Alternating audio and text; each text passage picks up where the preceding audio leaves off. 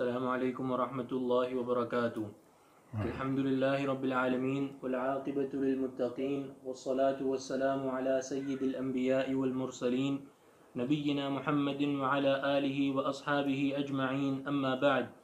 يقول الامام البخاری رحمہ اللہ تعالی: حدثنا اسماعیل قال حدثني اخی عن سلیمان عن ثور عن ابی الغیث عن ابی ہریرہ رضی اللہ عنہ عن النبی صلی اللہ علیہ وسلم قال: اول من يدعى يوم القيامة آدم فتراءى ذريته فيقال: هذا ابوكم آدم، فيقول: لبيك وسعديك، فيقول: اخرج بعث جهنم من ذريتك، فيقول: يا رب كم اخرج؟ فيقول: اخرج من كل 199، فقالوا: يا رسول الله، اذا اخذ منا من كل 199 فماذا يبقى منا؟ قال: ان امتي في الامم كالشعرة البيضاء في الثور الاسود۔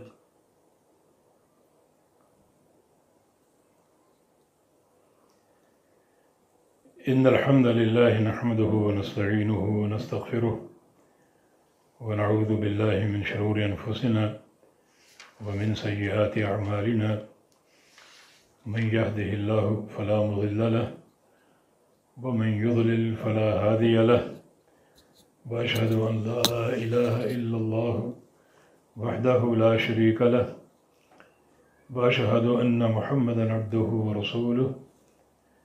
يا أيها الذين آمنوا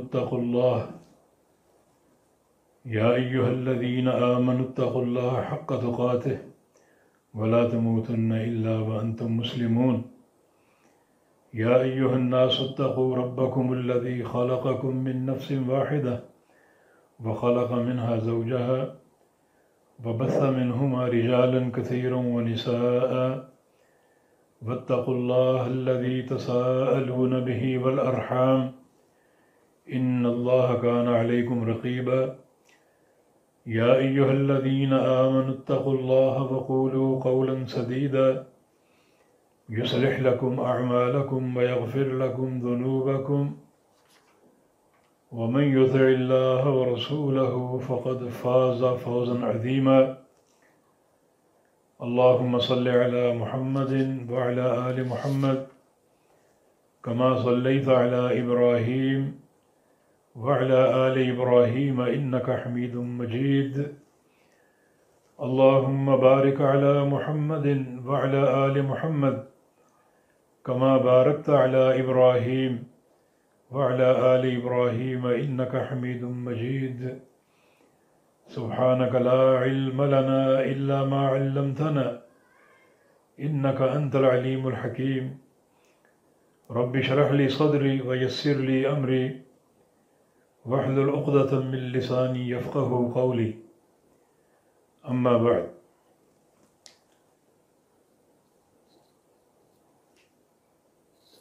صحیح بخاری کا کتاب الرقاق جاری ہے، اور باب البعث کی آخری حدیث ابھی ہم نے سنی، جس کے راوی سیدنا ابو ہریرہ رضی اللہ تعالی عنہ ہیں۔ فرماتے ہیں کہ رسول اللہ صلی اللہ علیہ وسلم نے ارشاد فرمایا: اول من یدعى یوم القیامت آدم، سب سے پہلے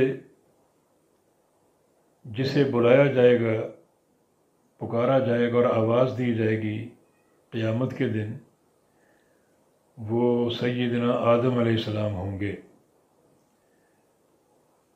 اللہ تعالیٰ ان کو پکارے گا اور آواز دے گا۔ جب آواز دے گا تو ان کی شخصیت سب کے سامنے آ جائے گی۔ فتراء ذریتہ، تو پوری جو ذریت اور اولاد ہے آدم علیہ السلام کی، وہ سب انہیں دیکھے گی۔ فیقال، لوگوں کو بتایا جائے گا: ھذا ابوکم آدم، یہ تمہارے باپ آدم علیہ السلام ہیں۔ لوگ انہیں دیکھیں گے۔ اب اللہ تعالیٰ نے جو آدم علیہ السلام کو آواز دی، پکارا، تو فیقول، اس پکار کے جواب میں آدم علیہ السلام کہیں گے لبیک و سعدیک، کہ یا اللہ حاضر ہوں اور بار بار حاضر ہوں، وسعدیک، اور اس بار بار کی حاضری سے بار بار تیری طرف سے سعادت کا خواہاں ہوں اور خواہش مند ہوں۔ لبیک و سعدیک میں یہ ایک پہلو نمایاں ہے کہ بندہ اقرار کرتا ہے کہ ہر وقت اللہ تعالیٰ کے دربار میں حاضری کی سعادت حاصل رہے، یعنی مستقل اسی کی اطاعت ہو اور اسی کی عبادت ہو۔ بار بار حاضری کا معنی اور بار بار حاضری کی صورت کہ بار بار جو اس کے اعمال اطاعت ہیں، فرامین احکام ہیں، انہیں اختیار کرتا رہوں، یہ بار بار حاضری کا معنی ہے، اور ان اعمال صالحہ کی انجام دہی کے ساتھ بار بار اس کی طرف سے سعادت، اجر، اس کی رضا اور اس کا قرب پاتا رہوں اور حاصل کرتا رہوں۔ تو آدم علیہ السلام کہیں گے لبیک و سعدیک، تب اللہ تعالیٰ فرمائے گا فیقول، یعنی اللہ تعالیٰ فرمائے گا اخرج بعث جہنم من ذریتک، کہ اپنی ذریت میں سے، اپنی اولاد میں سے جہنم کا لشکر نکالو، جہنم کا گروہ نکالو، جن کو جہنم میں ڈالا جائے۔ فیقول، تو آدم علیہ السلام کہیں گے یا رب کم اخرج، یا اللہ کتنے لوگ نکالوں، یعنی جہنم کا لشکر کیا ہے اور کتنے لوگ ہیں، میں یہ بات نہیں جانتا، اور واقعی اللہ تعالیٰ کے علاوہ کوئی عالم الغیب نہیں ہے،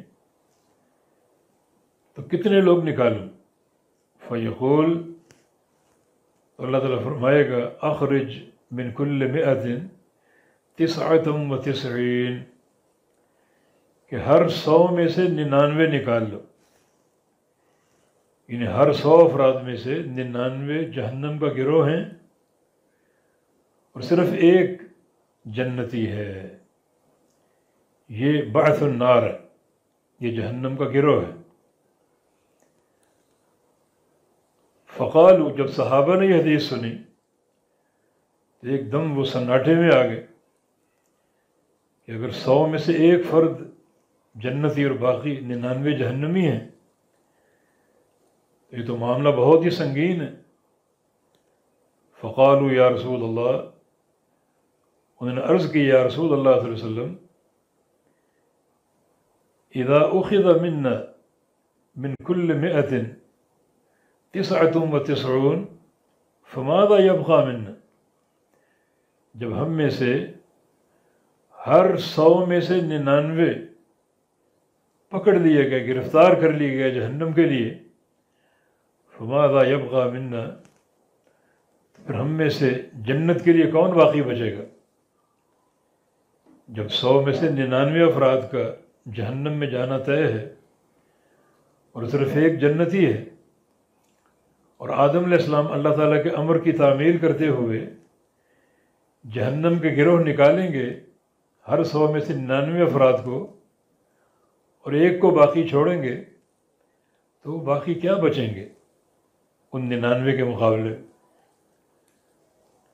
قال، تو رسول اللہ صلی اللہ علیہ وسلم نے ارشاد فرمایا ان امتی فی الامم کالشعرۃ البیضاء فی الثور الاسود، میری ساری امت مل کر سابقہ امتوں کے مقابلے میں کتنی ہے؟ جیسے سیاہ رنگ کے بیل کی کھال پر ایک سفید بال، سیاہ رنگ کا بیل ہو اور اس کی کھال پر سارے بال سیاہ رنگ کے ہوں، اور صرف ایک سفید بال ہو۔ فرمایا کہ یہ تناسب ہے میری امت کے افراد کی تعداد کا سابقہ امتوں کے مقابلے میں۔ یہ سابقہ امتیں اگر ساری جمع ہو جائیں اور میری پوری امت بھی جمع ہو جائے تو میری پوری امت سابقہ امتوں کے مقابلے میں کتنی ہے؟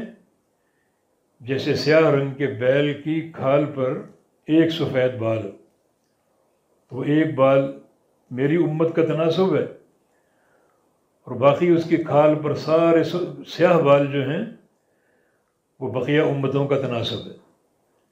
تو ایک سفید بال میری امت کی نسبت ہے، اور بقیہ سیاہ بال جو ہیں وہ سابقہ ساری امتوں کا تناسب بنتا ہے۔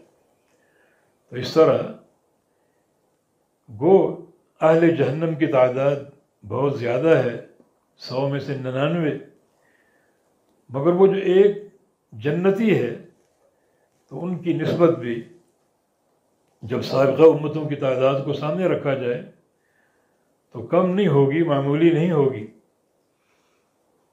تو آپ صلی اللہ علیہ وسلم نے صحابہ کے اندیشے کو دور کیا، اور جو ان کا ایک خوف کا پہلو تھا اسے آپ نے دور کیا۔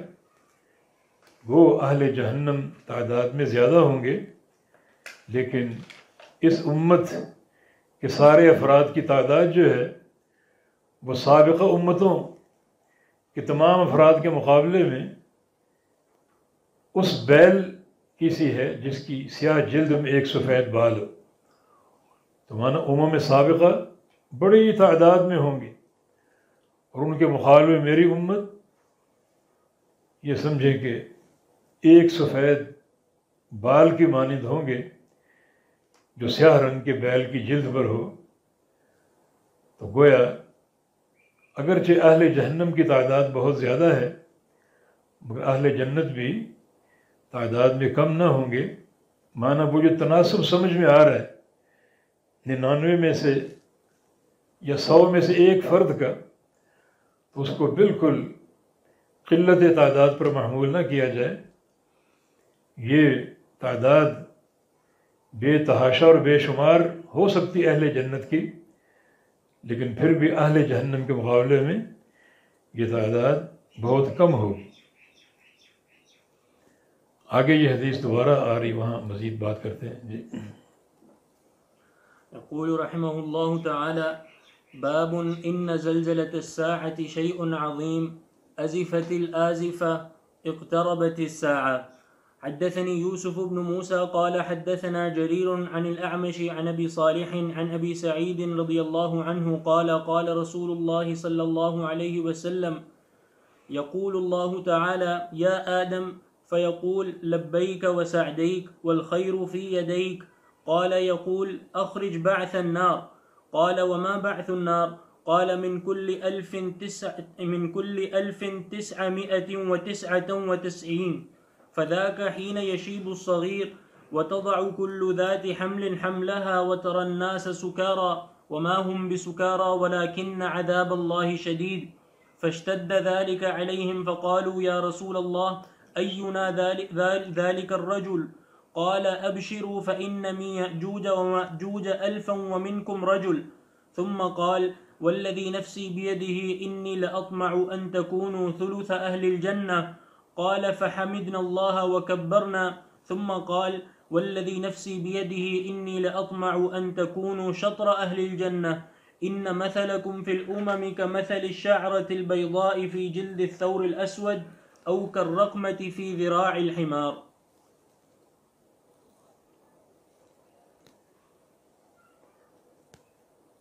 یہ باب نمبر 46 جو قرآن کی ایک آیت پر قائم ہے، باب ان زلزلۃ الساعۃ شیء عظیم،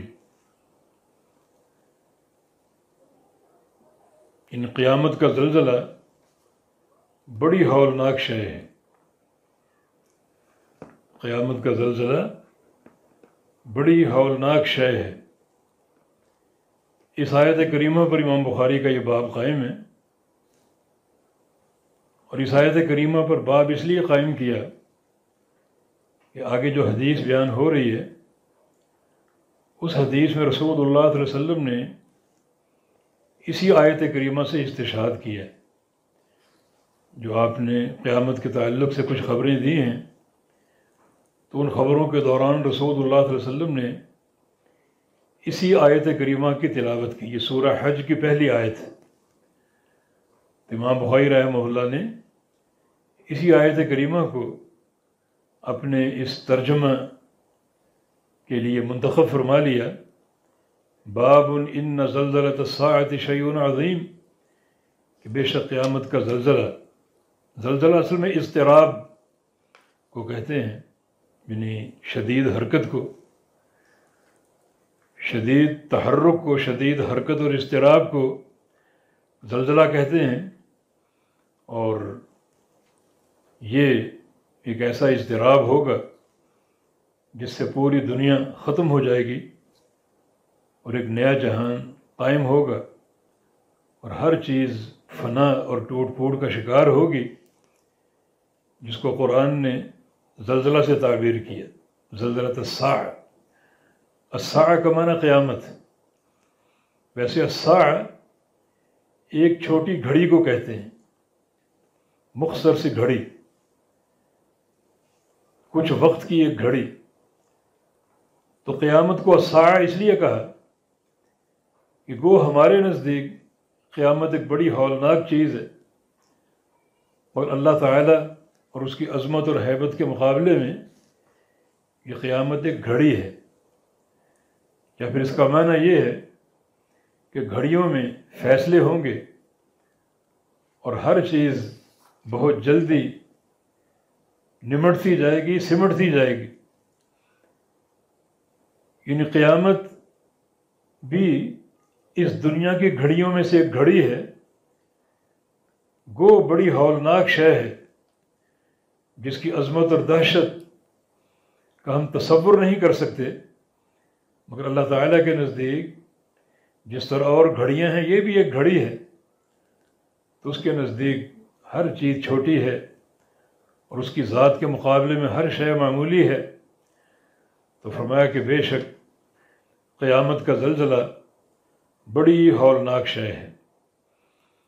تو اس آیت کریمہ کو امام بخاری اپنا ترجمہ اس لیے بناتے ہیں کہ جو حدیث نیچے ذکر کی، اس حدیث مبارک میں رسول اللہ صلی اللہ علیہ وسلم نے اس آیت سے ایک استشہاد کیا ہے اور اس آیت کی تلاوت فرمائی ہے. تو اسی آیت پر اپنا ترجمہ امام بخاری نے قائم کیا. آزفت الآزفہ اے اقتربت الساعہ، ان آزفت بمعنی اقتربت. الآزفہ قیامت کے ناموں میں سے ایک نام، کہ قریب آنے والی قریب آ چکی. تو آزفہ سے مراد قیامت ہے، اور آزفت بمعنی اقتربت، یعنی قیامت قریب ہے اس معنی میں کہ کل آت قریب، ہر آنے والی شے قریب ہے، ہر آنے والی شے قریب ہے. اور اس معنی میں بھی کہ ہر انسان کی موت اس کی قیامت ہی ہے، جس کو قیامت صغریٰ کہا جاتا ہے، اور یہ انسان کی انتہائی قریب ہے، کسی وقت بھی انسان کو دبوچ سکتی.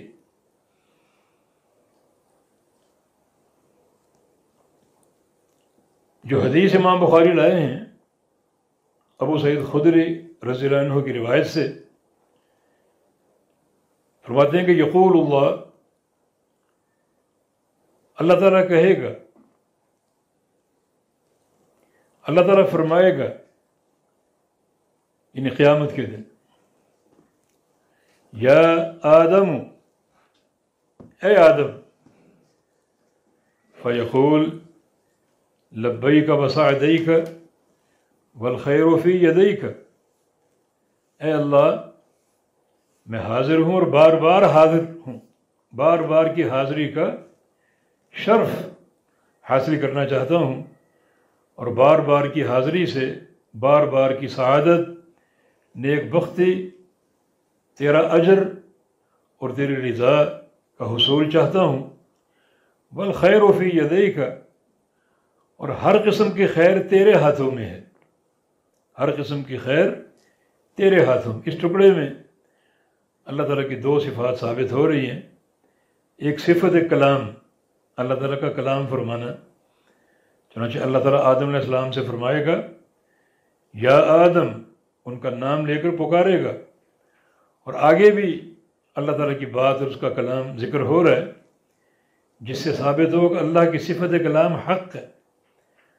اور جو معتزلہ اور جہمیہ وغیرہ صفت کلام کا انکار کرتے ہیں وہ باطل پر ہیں. اور اللہ کا کلام جیسا کہ ثابت ہو رہا ہے انہی حروف اور الفاظ کے ساتھ ہے جن کے ساتھ ہم کلام کرتے ہیں، تاکہ ہم کو فہم حاصل ہو. ہمارا اس پر ایمان ہے. اور یہ کلام لفظی ہے.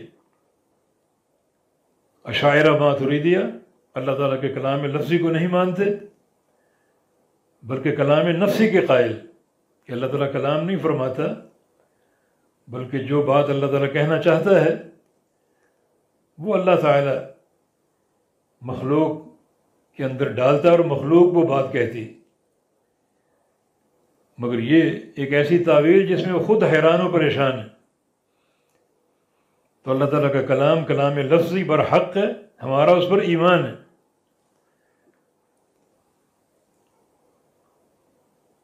اور دوسری صفت یدین ثابت ہو رہی. آدم علیہ السلام کیا کہیں گے؟ والخیر فی یدیک، یا اللہ خیر تیرے دونوں ہاتھوں میں ہے.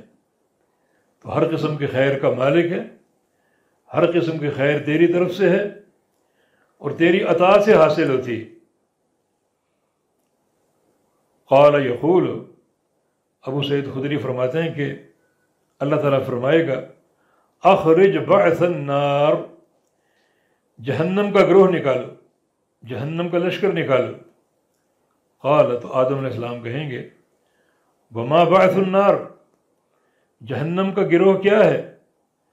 قال، اللہ فرمائے گا من کل 1999، ہر 1000 میں سے 999، ہر 1000 میں سے 999، یعنی ہر 1000 میں سے 999 جہنم کا گروہ ہے اور صرف ایک شخص جنتی ہے. جو پیچھے ہم نے حدیث پڑھی ابو ہریرہ رضی اللہ عنہ کی، ابو ہریرہ کی روایت سے، اس میں ہر 100 میں سے ایک جنتی اور 999 جہنمی. جو پیچھے حدیث گزری ہے جس کے راوی سیدنا ابو ہریرہ ہیں، اس کے مطابق ہر 100 میں سے ایک جنتی اور 999 جہنمی. اور یہ حدیث ابو سعید خدری، اس کے مطابق ہر 1000 میں سے 999 جہنمی اور ایک جنتی. مگر یہ تعارض نہیں ہے. حافظ بن حجر عسقلانی رحمہ اللہ نے جو اس کا جواب دیا بالکل واضح ہے کہ مراد یہ بتانا ہے، مقصود یہ بتانا ہے کہ اہل جہنم کی تعداد اہل جنت سے زیادہ ہوگی.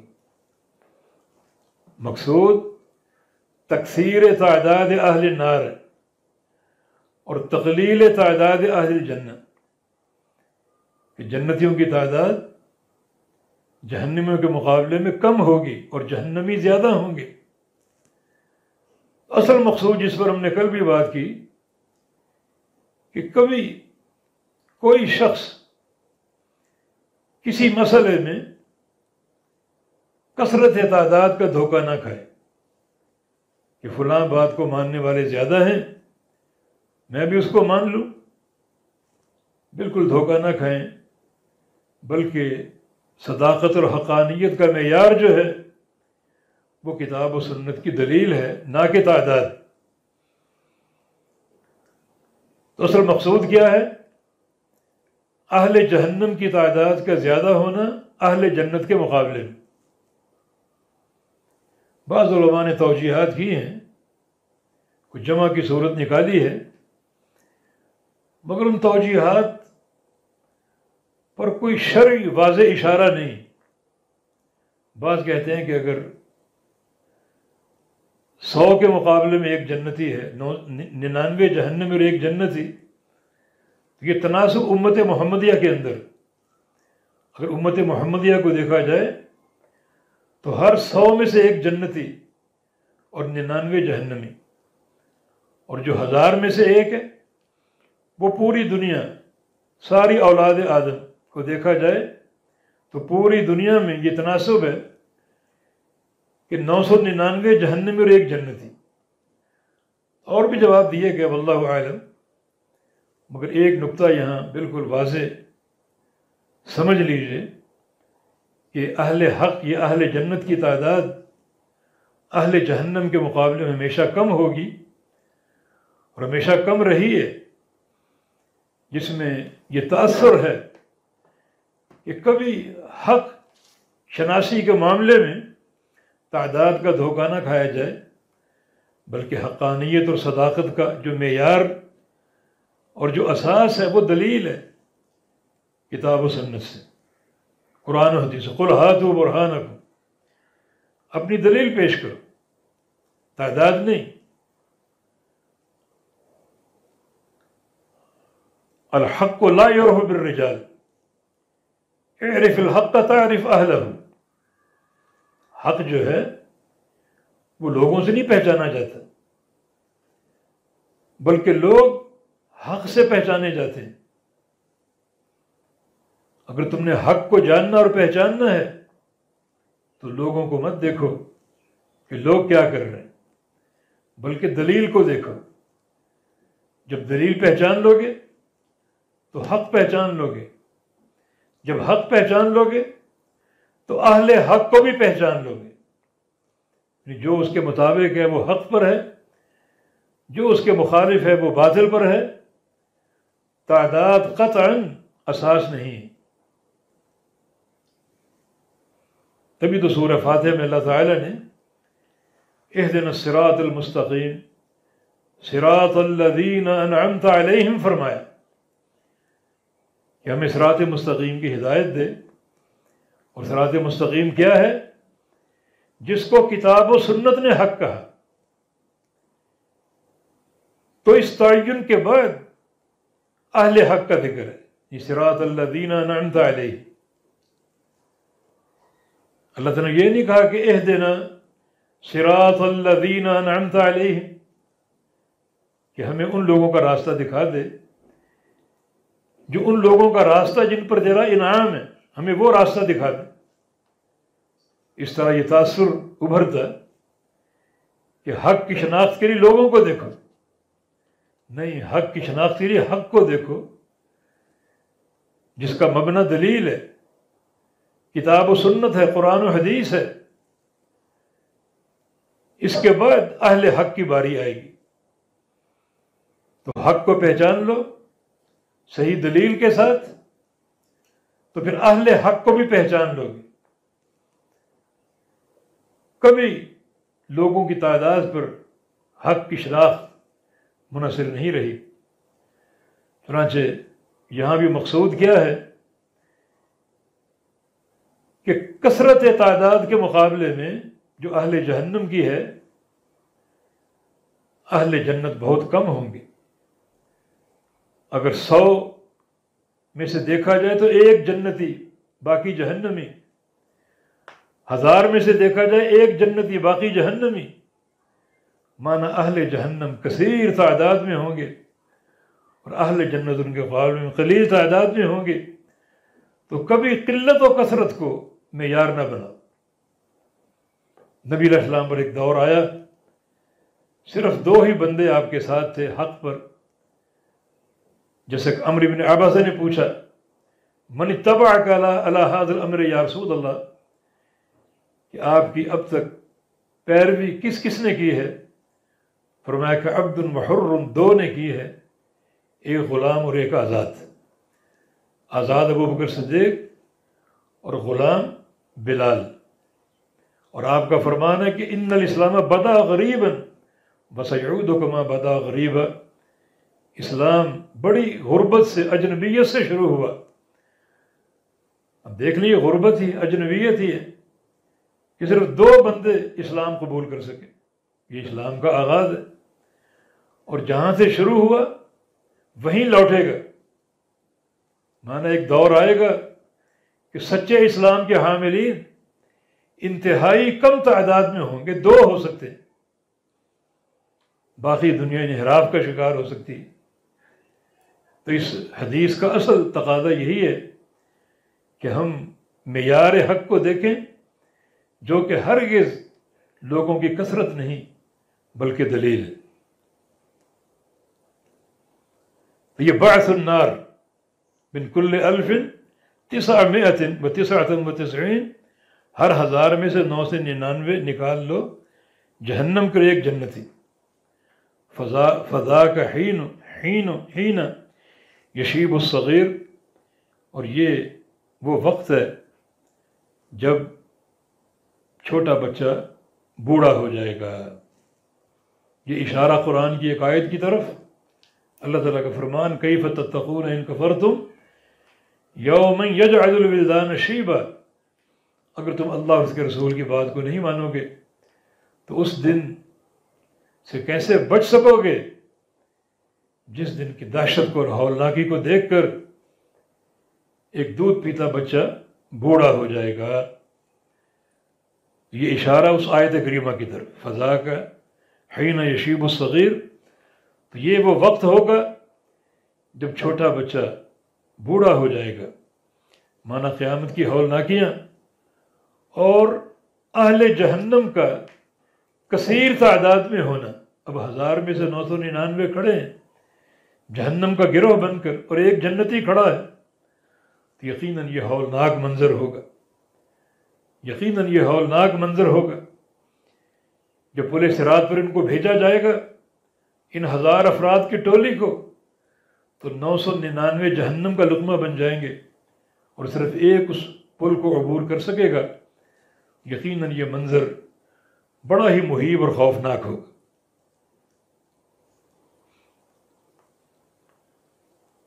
اب اللہ کے نبی صلی اللہ علیہ وسلم وہ آیت کریمہ اپنی سورہ حج کی، جس پر امام بخاری کا ترجمہ قائم ہے، وَتَضَعُ كُلُّ ذَاتِ حَمْلٍ حَمْلَهَا وَتَرَى النَّاسَ سُكَارَىٰ وَمَا هُمْ بِسُكَارَىٰ وَلَٰكِنَّ عَذَابَ اللَّهِ شَدِيدٌ، ہر حاملہ عورت اپنا حمل وضع کر دے گی، ہر حاملہ عورت اپنا حمل وضع کر دے گی اس دن کی ہولناکی کو دیکھ کر، اس دن کے کرب اور اس دن کی شدت کو دیکھ کر۔ یہاں 2 باتیں ہو سکتی ہیں، یا تو یہ بات ایک تمثیلاً عرض کی گئی کہ اس دن اگر بچے آئے اور حاملہ عورتیں آئیں گی تو بچے فرط غم سے بوڑھے ہو جائیں گے، اور حاملہ عورتیں شدت غم کی بنا پر اپنے حمل وضع کر دیں گی۔ یعنی ایک تصوراتی شے، اتنا وہ شدید دن ہوگا کہ چھوٹے بچے اس کو دیکھ کر بوڑھے ہو جائیں گے، جن بچوں کے کوئی احساسات نہیں ہوتے، اور اگر حاملہ عورتیں اس دن ہوں گی تو اپنا حمل وضع کر دیں گی۔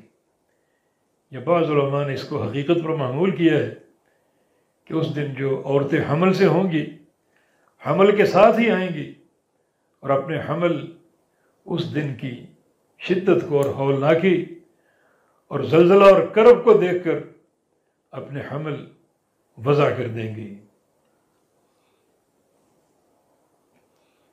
اللہ تعالیٰ اور کرب لوگوں کو دکھائے گا، اور جو بچے وہ جنم دیں گی وہ اپنی ماؤں کو چھوڑیں گے نہیں، تھام کر پکڑ کر کھڑے ہو جائیں گے۔ ان پر بھی اس قدر شدت اور ہولناکی طاری ہوگی، حالانکہ ابھی پیدا ہوئے ہیں، کوئی ان کی معصیت نہیں ہے، مگر پھر بھی یوم آخرت کا خوف۔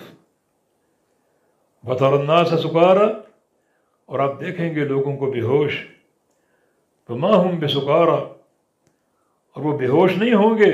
یہ سکارا سکران کی جمع، کسی نشے کی بنا پر بے ہوش نہیں ہوں گے۔ وَلَٰكِنَّ عَذَابَ اللَّهِ شَدِيدٌ، مگر اللہ کا عذاب شدید جو ہے وہ ان کی بے ہوشی کا باعث ہوگا۔ بالکل ایک شدت خوف کی بنا پر وہ اپنے حواس، اپنی عقل گویا گم کر دیں گے، اس قدر ان پر ایک کرب اور خوف طاری ہوگا۔ فَاشْتَدَّ ذَلِكَ عَلَيْهِمْ، تو یہ بات صحابہ پر بڑی گراں گزری کہ 1000 میں سے ایک جنتی، 999 جہنمی، بڑی گراں گزری۔ فقالوا، عرض کیا یا رسول اللہ صلی اللہ علیہ وسلم، اینا ذالک الرجل، وہ ہم میں سے وہ آدمی کون ہوگا؟ یہ تو معاملہ بہت ہی مشکل ہے، کون اس مقام کو پا سکے گا ہم میں سے؟ خوش نصیب انسان، 1000 میں سے ایک جس کے لیے جنت کا فیصلہ ہوگا۔ یہ معاملہ کیا ہے؟ بہت ہی سنگین معاملہ۔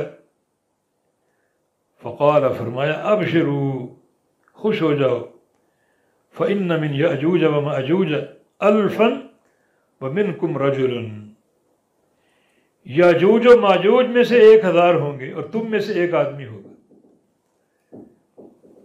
یعنی یہ کثرت جو ہے اور اس کے مقابلے میں قلت جو ہے، تو یہ جو کفار ہیں ان کی تعداد کا تناسب ہے۔ یعنی 1000 میں سے ایک جنتی اور 999 جہنمی، تو وہ 999 جہنمی ہوں گے جن میں یاجوج و ماجوج کے لوگ ہوں گے۔ یہ 2 قبیلے ہیں اور بڑی کثیر تعداد کے قبیلے ہیں۔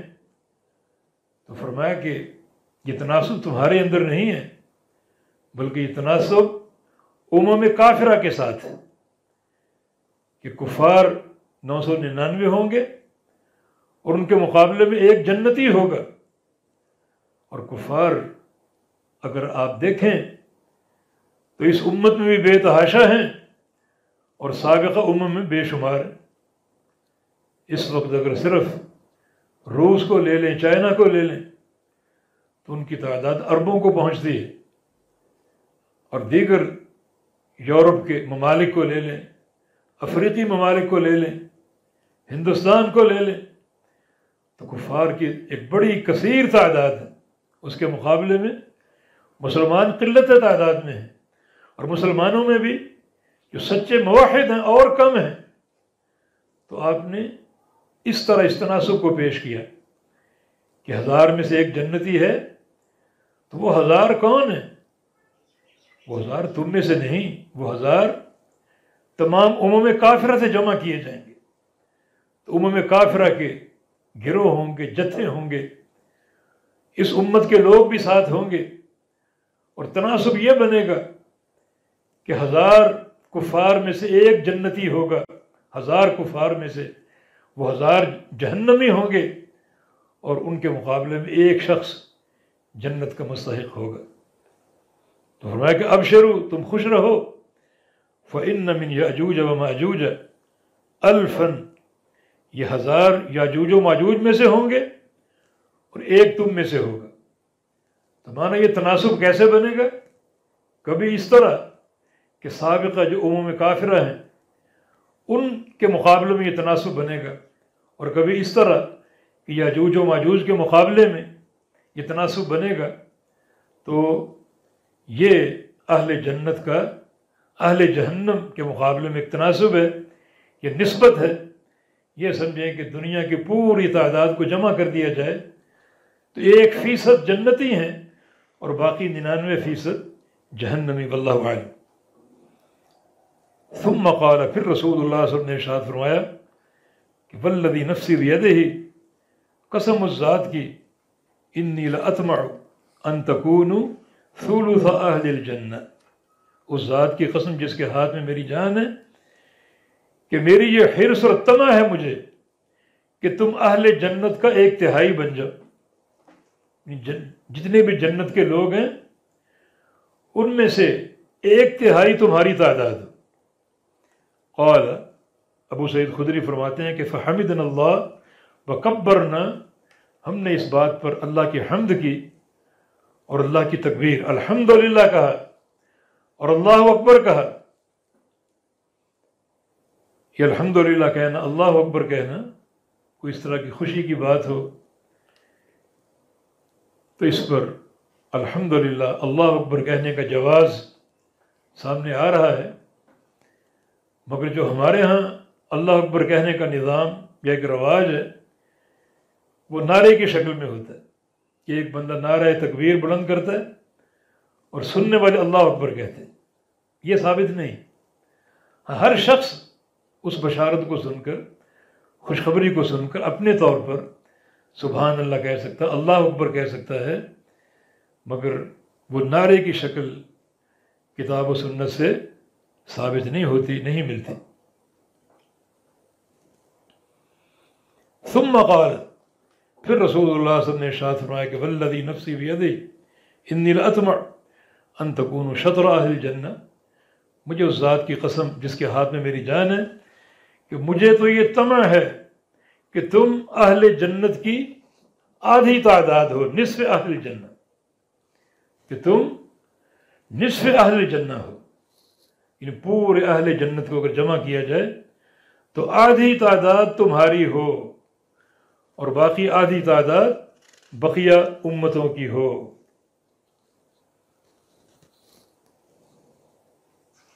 یہ نبی علیہ السلام نے یہ بات بالتدریج فرمائی، خوشخبری آپ نے آہستہ آہستہ دی. پہلے اس امت کی تعداد کو 1/3، 1/3 ظاہر کیا، اور پھر اس امت کی تعداد آدھی ظاہر فرمائی.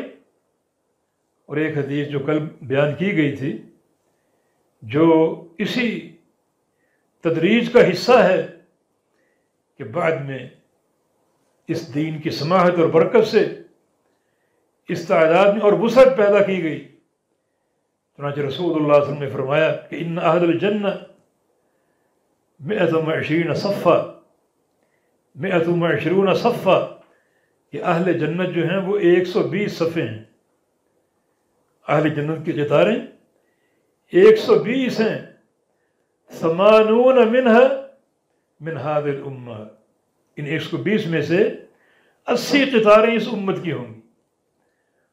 تو 120 میں سے 80 اگر نکالے جائیں تو یہ تعداد 2/3 بن جاتی ہے. تو مانا اہل جنت کی جو ٹوٹل تعداد ہے، یہ امت جو ہے اس کا تناسب کیا ہے؟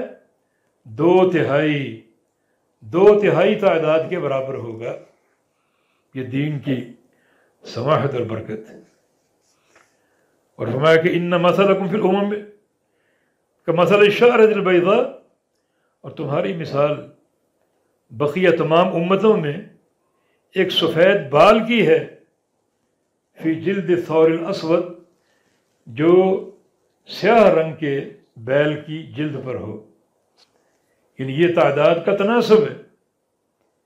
اگر اہل جہنم 1000 میں سے 999 تو اس میں آپ کے پریشان ہونے کی ضرورت نہیں ہے، کیونکہ سابقہ امتوں کی تعداد بے تحاشا ہے.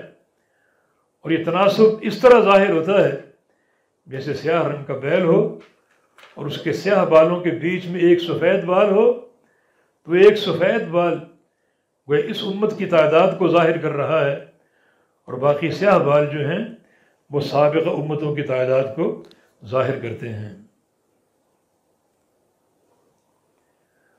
او کر رقمت فی ذراع الحمار، یہ گدھے کا جو اگلا پاؤں ہوتا ہے اس میں ایک سفید نشان ہوتا ہے، اس میں ایک سفید نشان ہوتا ہے. تو فرمایا کہ یا پھر وہ سفید داغ یا نشان جو گدھے کے اگلے پاؤں میں ہوتا ہے، یہ ایک تناسب ہے، یعنی اس امت کی قلت تعداد کو ظاہر کرتا ہے. اور جو اہل باطل اس کے مقابلے میں، کفار اس کے مقابلے میں وہ بڑی تعداد میں ہوں گے، تو اہل جنت کی تعداد کم اور اہل جہنم کی تعداد زیادہ. جس میں سب سے بڑا جو نقطہ ہے اہم ترین وہ یہ ہے کہ اہل حق ہمیشہ کم ہوں گے، اور حق کا معیار قطعاً جو ہے وہ تعداد نہیں بلکہ کتاب و سنت کی دلیل ہے. جی. باب قول الله تعالى ألا يظن أولئك أنهم مبعوثون ليوم عظيم يوم يقوم الناس لرب العالمين. وقال ابن عباس رضي الله عنهما وتقطعت بهم الأسباب، قال الوصولات في الدنيا.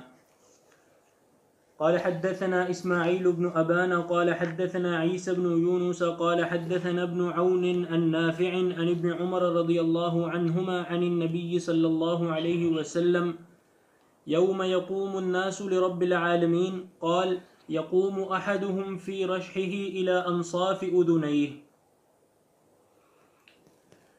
جی یہ باب نمبر 47 اور یہ بھی قرآن کی ایک آیت پر قائم ہے، اور امام بخاری رحمہ اللہ نے اس آیت کو اپنے باب کے لیے منتخب کیا، اس لیے کہ آگے جو حدیث آ رہی ہے اس حدیث میں رسول اللہ صلی اللہ علیہ وسلم نے اسی آیت سے ایک استشہاد کیا ہے، اس سے دلال فرمایا ہے. تو امام بخاری نے اسی حدیث سے اس آیت کریمہ کو لے کر اپنا باب اس پر قائم کر دیا. باب قول اللہ تعالی الا یظن اولئک انہم مبعوثون لیوم عظیم یوم یقوم الناس لرب العالمین. یہ باب اللہ تعالیٰ کے اس فرمان پر الا یظن اولئک، یہ لوگ نہیں سمجھتے، انہم مبعوثون، کہ بے شک وہ اٹھائے جائیں گے، مبعوث ہوں گے، لیوم عظیم، ایک بڑے دن کے لیے جو قیامت کا دن ہے. یوم یقوم الناس لرب العالمین، اس دن کھڑے ہوں گے لوگ رب العالمین کے لیے یا رب العالمین کے سامنے. رب العالمین کے لیے ہو تو مانا ان کو انتظار کرنا پڑے گا رب العالمین کی آمد کا، کہ وہ آئے اور حساب و کتاب شروع ہو. اور لرب العالمین اگر لام بمانا الہ ہو تو رب العالمین کے سامنے کھڑا ہونا پڑے گا حساب و کتاب کے لیے. یہ آیت کریمہ، یہ آیات کریمہ جن پر امام بخاری کا ترجمہ قائم ہے، اشارہ کس طرف ہے؟ یعنی الا یظن اولئک، یہ لوگ کیوں نہیں سمجھتے، اس بات کا ادراک کیوں نہیں کرتے کہ انہم مبعوثون، کہ وہ اٹھائے جائیں گے. کہاں سے اٹھائے جائیں گے؟ قبروں سے. یہ بعث کا اصل معنی قبروں سے زندہ کر کے اٹھایا جانا، میدان محشر میں جمع ہونے کے لیے. اور الذین اذا اکتالوا علی الناس یستوفون وَإِذَا كَالُوهُمْ أَوْ وَزَنُوهُمْ يُخْسِرُونَ، جن کا کردار یہ ہے کہ جب وہ لوگوں پر تولتے ہیں یہ مال وصول کرنے کے لیے تو پورا پورا وصول کرتے ہیں، کھلی آنکھوں سے ناپتے ہیں، وزن کرتے ہیں، پیمانے کو جانچتے ہیں تاکہ ایک دانہ بھی ہمیں کم نہ ملے. اور جب لوگوں کو دینے کی باری آتی ہے ان کے لیے تولتے ہیں تو اس میں کمی کرتے ہیں، ماپ میں کمی کرتے ہیں، تول میں کمی کرتے ہیں. یہ ان لوگوں کا ذکر اللہ تعالیٰ فرما رہا ہے، یہ لوگ سمجھتے نہیں ہیں کہ ان کو ان کے رب کے سامنے پیش کیا جائے گا. مانا یہ ماپ تول کی کمی ایک بڑا جرم ہے. مسئلہ لوگوں کے حقوق کا ہے، لوگوں کا حق مارنا. اور ماپ تول میں کمی کا ایک معنی ملاوٹ بھی ہے. اگر آپ دودھ بیچتے ہیں، ملاوٹ کرتے ہیں، جتنا پانی آپ نے ڈالا گویا اتنے دودھ کی کمی کی آپ نے، اور دودھ کی افادیت بھی کھو دی آپ نے. اسی طرح کوئی بھی شے ہو، سونا ہو، اس میں اگر کھوٹ کی ملاوٹ ہو تو وہ کمی ہے سونے میں. آپ قیمت پوری وصول کر رہے ہیں، مال کم دے رہے ہیں. یہ مطففین جن کے لیے ویل کا ذکر کیا، اور اللہ فرما رہا ہے کہ یہ لوگ جانتے نہیں ہیں کہ ان کو ان کے رب کے سامنے اٹھایا جائے گا. کیونکہ ماپ تول کا معاملہ حقوق العباد کا معاملہ، اور اس میں کسی قسم کی کوتاہی اور کمی بیشی بالکل ناقابل برداشت ہے، جس کا حساب دینا پڑے گا. بلکہ سابقہ اقوام میں ایک قوم پہ عذاب اترا اسی ماپ تول کی کمی کی بنا پر.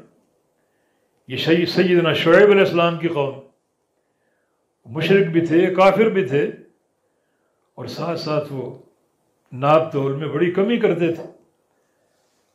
شعیب علیہ السلام ان کو سمجھاتے ہیں کہ اوف الکیل ولا تکونوا من المخسرین، کہ وزن پورا کرو، تول لوگوں کو پورا دو، اور خسارہ پیدا کرنے والوں میں مت بن جاؤ، لوگوں کے حقوق کو نہ مارو اور ان کے حقوق میں کمی نہ کرو، بلکہ وزنوا بالقسطاس المستقیم، بالکل جو صحیح پیمانہ ہے اور صحیح ترازو ہے، میزان ہے، اس کے ساتھ پورا پورا تولو۔ ولا تبخسوا الناس اشیاءهم ولا تعثوا فی الارض مفسدین، اور آپ لوگوں کی چیزوں میں، مال میں کمی نہ کرو، اور مکمل اور صحیح تول کر ان کو مال فراہم کرو۔ مسئلہ بڑا سنگین ہے۔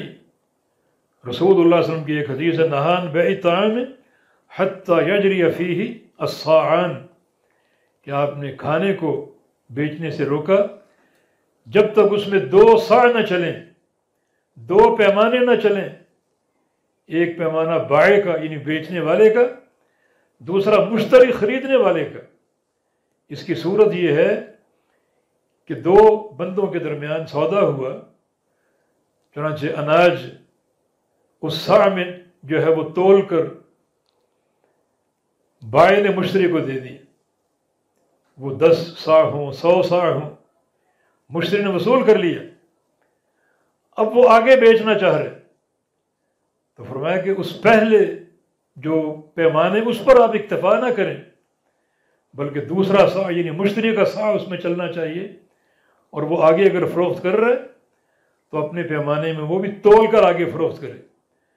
حالانکہ ابھی ابھی پچھلے شخص سے سودا ہوا، اس نے تول کر مال دیا ہے، اور مال آپ کے پاس جمع ہے، اس میں آپ نے کوئی تبدیلی بھی نہیں کی، اور آگے بیچنا چاہ رہے ہیں، تو فرمایا کہ پہلے تول پر اکتفا نہ کرو، بلکہ مشتری وہ خریدنے والا اپنے پیمانے سے تول کر آگے تیسری پارٹی کو فروخت کرے۔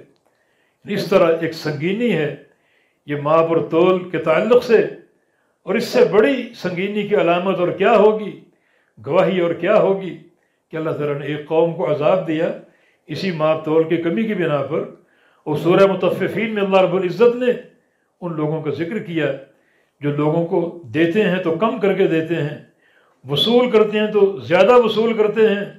اللہ تعالیٰ ان سے فرما رہا ہے کہ الا یظن اولئک انہم مبعوثون، یہ لوگ نہیں سمجھتے کہ یہ ان قریب اٹھائے جائیں گے اپنے رب کی طرف، لیوم عظیم، بڑے دن کے لیے، وہ بڑا دن قیامت کا دن ہے۔ یوم یقوم الناس لرب العالمین، اس دن لوگ کھڑے ہوں گے رب العالمین کے لیے، رب العالمین کے سامنے۔ اور آگے امام بخاری رحمہ اللہ عبداللہ بن عباس کا ایک قول لائے ہیں اللہ تعالیٰ کے ایک فرمان کی تفسیر کے حوالے سے، تقطعت بہم الاسباب، کہ اس دن اسباب ٹوٹ جائیں گے۔ اسباب سے کیا مراد ہے؟ کہ عبداللہ بن عباس مفسر قرآن اس کی تفسیر کرتے ہیں، الوصولات فی الدنیا، یعنی دنیا کے تعلقات، دنیا کے علائق اس دن ٹوٹ جائیں گے۔ یعنی تقطعت بہم الاسباب اے الوصولات فی الدنیا، یعنی دنیا کے علائق، دنیا کی تعلق داریاں اس دن ٹوٹ جائیں گی، وہ قائم نہیں رہیں گی، تاکہ اس تعلق سے بھی انسان کے خوف اور دہشت میں اضافہ ہو۔ دنیا کی دوستیاں ختم، دنیا کے علائق ختم، دنیا کے تعلقات ختم۔ اور تعلقات کی 2 قسمیں، ایک تعلق وہ جو گناہ، فسق و فجور، شرک یا کفر کی بنیاد پر ہو، بدعت کی بنیاد پر ہو، اور ایک تعلق جو تقوی کی بنیاد پر ہو، حق کی بنیاد پر ہو۔ یہاں جس تعلق کے ٹوٹنے کی بات ہے وہ تعلق وہ جو باطل پر ہو۔ اگر آپ کا تعلق کسی سے شرک کی بنیاد پر ہے وہ ناطہ ٹوٹ جائے گا، بدعت کی بنیاد پر ناطہ ٹوٹ جائے گا، کفر کی بنیاد پر وہ ناطہ ٹوٹ جائے گا۔ جب کسی بھی فسق و فجور کی بنا پر آپ مل کر شراب نوشی کرتے ہیں، شراب کی باقاعدہ دور چلتے ہیں، یہ بھی ایک تعلق کی نوعیت ہے۔ ایک معصیت پر قیامت کے یہ علاقہ بھی، یہ تعلق بھی ٹوٹ جائے گا۔ یا کسی بھی اعتبار سے کوئی یعنی موسیقی کی محفل یا موسیقی کے تعلق سے آپ کا کوئی گٹھ جوڑ ہے، کوئی تعلق ہے، مل کر کوئی کام کرتے ہیں، تو قیامت کے دن آئیں گے یہ سارا تعلق منقطع ہو چکا ہوگا، کٹ چکا ہوگا، بدعت کی بنیاد پر تعلق ہو وہ کٹ جائے گا۔ ہاں وہ تعلق جو تقوی کی بنیاد پر ہو اور حق کی بنیاد پر جو دوستی ہو وہ قیامت کے دن قائم بھی ہوگی اور میدان محشر میں اس کا صلہ بھی ملے گا۔ اللہ پاک فرماتا ہے الاخلاء یومئذ بعضهم لبعض عدو الا المتقین، کہ اس دن جو دوستیاں ہیں، جو دوست ہیں، وہ ایک دوسرے کے دشمن ہوں گے۔ یعنی تعلق ٹوٹنا تو دور کی بات، آپس میں دشمنیاں عداوتیں ہوں گی۔ ہاں الا المتقین، سوائے متقین کے، جن کی دوستی تقوی کی بنیاد پر تھی، وہ دوستیاں قائم ہیں، وہ تعلقات قائم ہیں، وہ محبتیں قائم ہیں، اور ان محبتوں پر صلہ بھی مل رہا ہے۔